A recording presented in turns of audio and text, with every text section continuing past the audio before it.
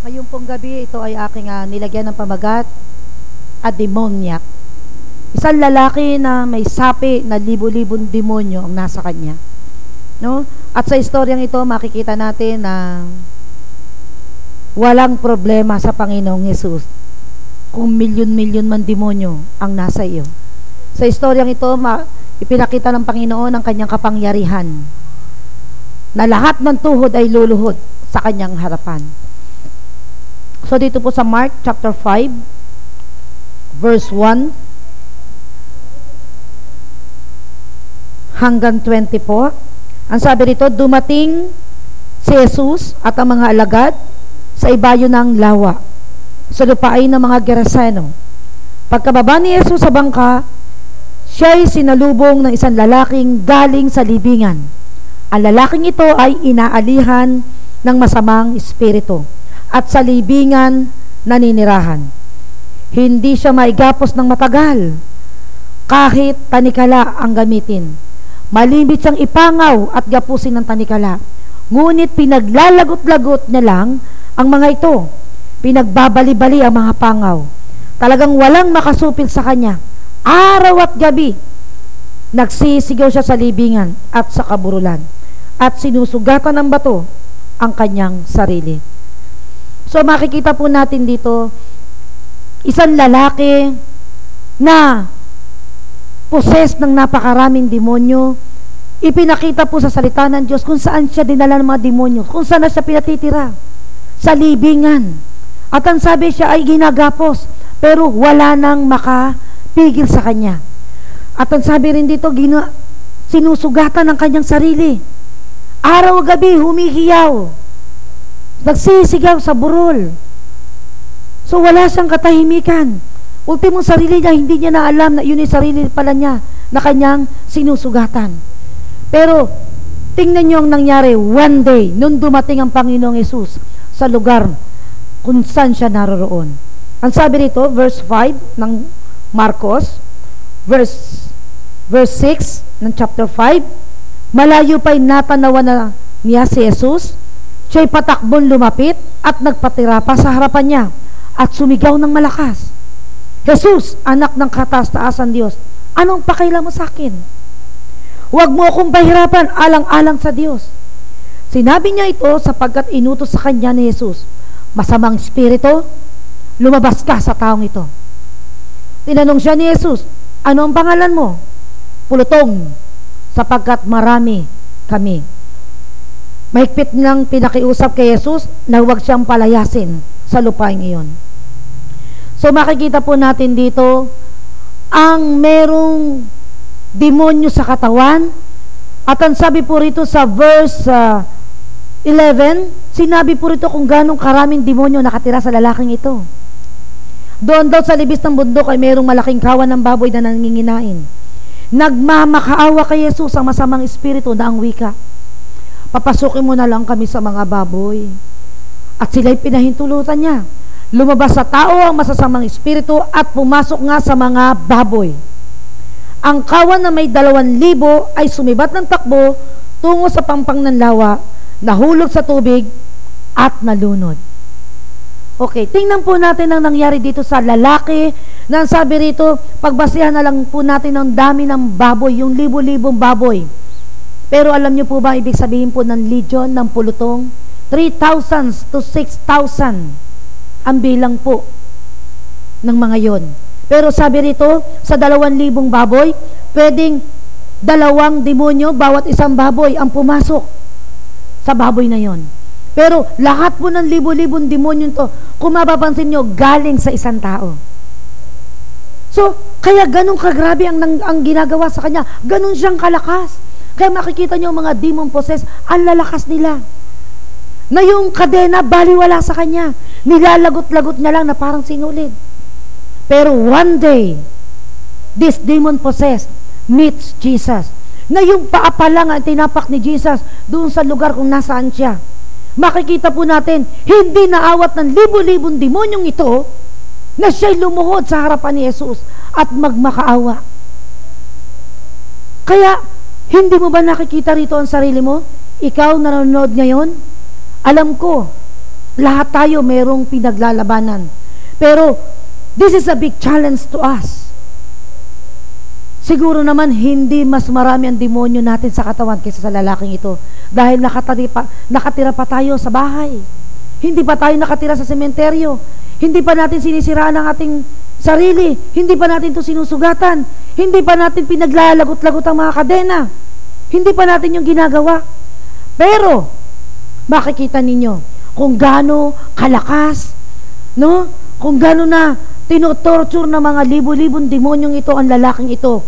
Pero, ito'y hamon sa iyo ngayon. Nagawa ng lalaking ito na meron libo-libong demonyo sa katawan ang lumuhod sa harapan ng Panginoong Yesus. Ito ang kanyang ginawa na dapat mo ring ginagawa ngayon. Na kung ikaw man ay mayroong vision na pinagtatagumpayan, kung 38 years, kung 40 years, kung 10 years mo na yan na pinagtatagumpay at hindi ka magtagumpay, ba't hindi mo gawin ang ginawa ng lalaking ito? Na ikaw din ay lumuhod sa harapan ng Panginoong Yesus. Because Jesus is the same yesterday, today, and forever.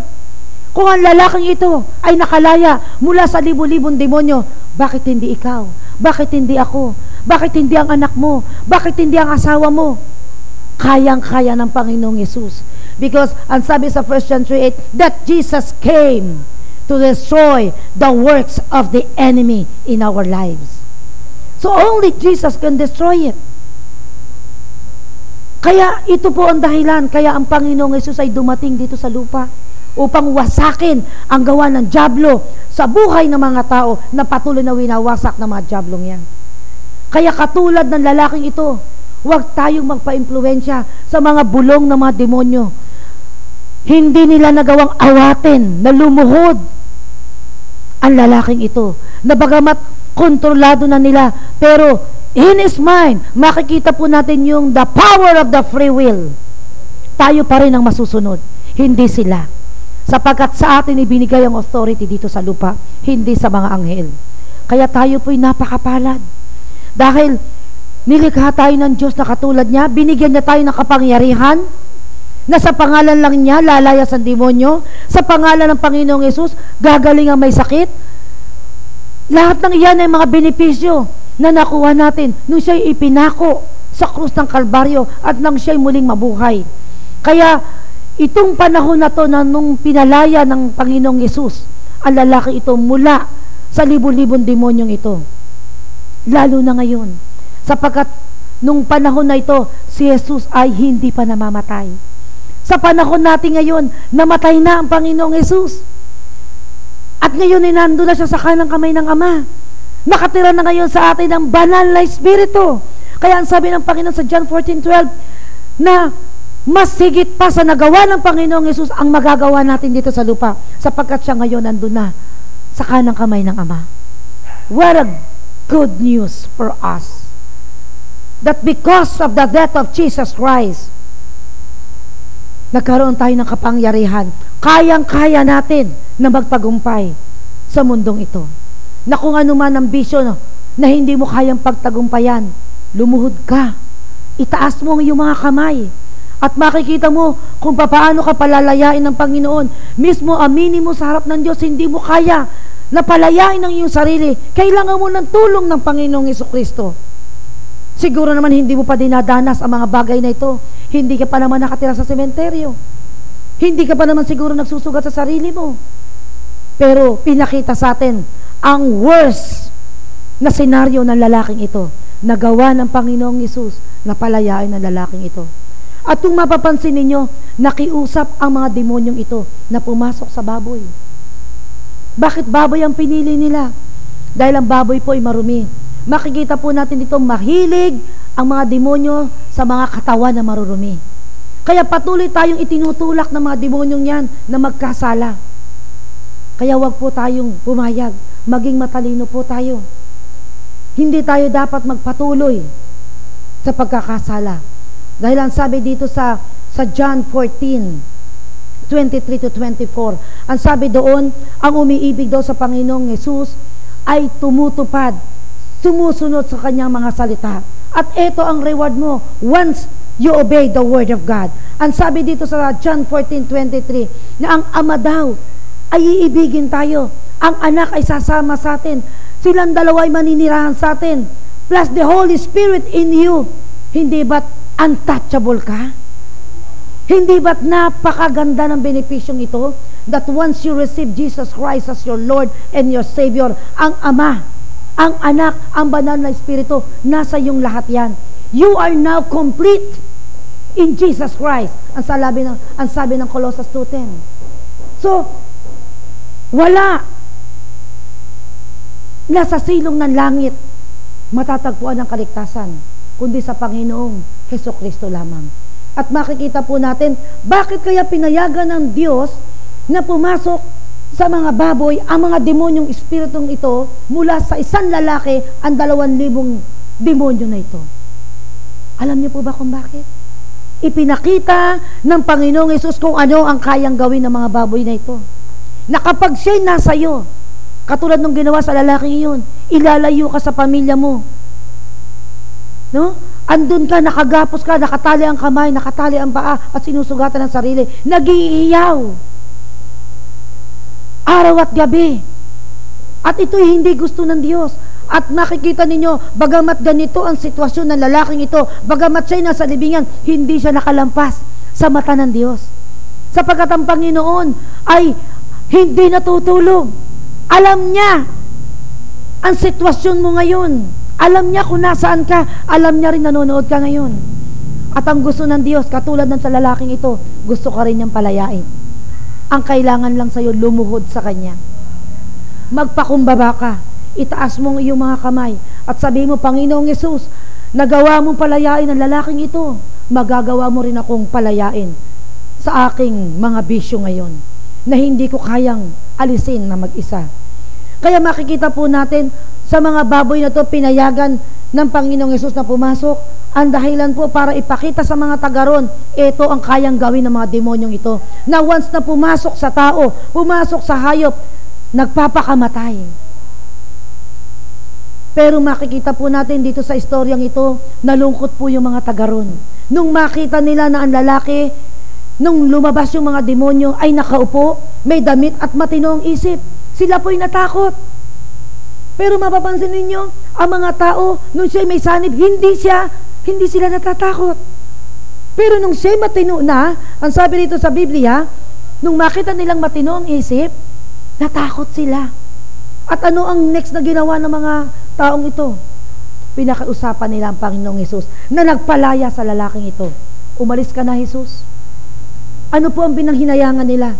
Yung kanilang mga baboy. Hindi po yung tao. Hindi po sila natuwa dun sa tao na napakatagal na panahon na nakatira sa sementeryo, napakatagal na panahon na nagigiyaw, napakatagal na panahon na inalipin ng demonyo. Hindi sila natuwa na nakalaya ang taong ito. Nalungkot sila dahil yung kanilang negosyo naapektuhan. So, nakikita po ba natin kung ano ang kayang gawin ng demonyo? Na pwedeng ang mga lalaking ito na nagpaalis kay Jesus, may sanib din. Dahil kung wala silang sanib, hindi nila papaalisin. Yung nagpalaya, sa nakitang-kita nila, alam ng dalawang mata nila, kitang-kita nila ang pangyayari na ang lalaking ito, napakaraming demonyo sa katawan. Pero, hindi ba't ganyan din na nangyayari ngayon? Dahil sa ating kaaway ay hindi nakikita. Kaya maraming tao hindi naniniwala sa demonyo. Kaya ang sabi nga ng Panginoon sa Mark chapter 16 verse 15 to 18, ang sabi niya, humayo kayo, ipahayag niyo ang aking salita. At ang sabi, ang maniwala sa magandang balita, bibigyan ko ng kapangyarihan magpalayas ng demonyo. Bakit kaya kapangyarihan mula sa demonyo ang ibinigay sa iyo ng Diyos? Sapagkat alam ng Panginoong Hesus, dito sa sanlibutan ito, mga demonyo ay naglipana. Na kung ikaw ay walang kapangyarihan mula sa mga demonyong yan, tiyak, nagtatagumpay sila sa iyong buhay. Hindi ka makakaalis. Marami kang tanong sa sarili mo, bakit nangyari ito sa anak ko? Bakit nangyari ito sa asawa ko? Bakit ganito nangyayari? Bakit ako hindi makatulog? Bakit ako may sakit? Lahat yan ay gawa ng kaaway. At ngayon, ipinapaalam ko sa iyo, ang Panginoong Hesus ang nag-iisa na kayang-kaya kang palayain. Ngayon, kung gusto mong makalaya, Simpleng-simple lang. Ang sabi ng Romans 10:9, kung ipapahayag ng iyong labi na si Jesus ang iyong Panginoon, at nananalig ka ng buong puso na siya'y muling binuhay ng Diyos, ang sabi ng Biblia, maliligtas ka. Gusto mo bang maligtas mula sa impyerno? Gusto mo bang maligtas mula sa mga demonyong espiritu na nakakalat dito sa sanlibutan? You need Jesus Christ. Because in Jesus, the only Savior of the earth, ang kailangan mo. Kaya ngayon, kung ikaw ay handa na, kung nais mong makalaya, katulad ng lalaking ito, hindi yan mahirap sa Diyos. Sapagkat ang sabi ng Panginoong Yesus sa John 15, pag wala ako sa buhay ninyo, wala kayong magagawa. At alam kong alam mo yan. Matagal ka na sa problema mo, pero wala kang magawa. That's why Jesus says, without me, you can do nothing. Gusto mo bang magkaroon ng kabuluhan ng buhay mo? Sundan mo ang panalangin ito. Sumunod ka sa akin at gawin mong personal na panalangin ng iyong buhay. Sabihin mo ito ngayon nang galing sa iyong puso, sapagkat ang Diyos ay nakatingin sa puso. Hindi siya nakatingin sa nguso. Kaya ngayon sabihin mo, Panginoong Hesus, sa oras na ito, ako po'y nagsisisi sa aking mga kasalanan. At kailangan ko po ng iyong kapatawaran. At alam ko na ang kapatawaran ay naibigay mo na 2,000 years ago. Nais ko pong kilalanin ang ginawa mong sakripisyo sa krus. Kaya sa oras na ito, tinatanggap ko ang regalo ng kaligtasan. Tinatanggap na kita mula ngayon na maging Panginoon ng aking buhay, maging tagapagligtas ng aking kaluluwa, sapagkat ako'y nananalig na ikaw ay muling binuhay ng Diyos. Kaya sa oras na ito, banal na Espiritu, pumasok ka sa aking puso. Tulungan mo ako na makilala ang Panginoong Hesus. Tulungan mo ako na maunawaan ang kanyang salita. Kaya Ama, ako po'y labis na nagpapasalamat. Tinanggap mo akong anak dahil nakipag-isa na po ako sa iyong anak na si Jesus. Salamat po Ama, sa pangalan ni Jesus. Amen. Kung ikaw ay sumunod sa panalangin na yan, I can assure you that your name is now written in the book of life. Sapagkat ang sabi ng John 3:3, all must be born again. At yung salita na yun, kung yun ay sinundan mo, you are now born again. No? Dahil ang sabi ng Panginoon, unless a man be born again, he cannot see the kingdom of God. So kung gusto mong makita ang langit, kung gusto mong makita ang kaharian ng Diyos, you must be born again. At yan po'y hindi ko salita, kundi yan po'y nanggaling mismo sa bibig ng Diyos. Kaya ngayon, mga kapatid, hanggang sa muli po. Ito po si Pastor Susan.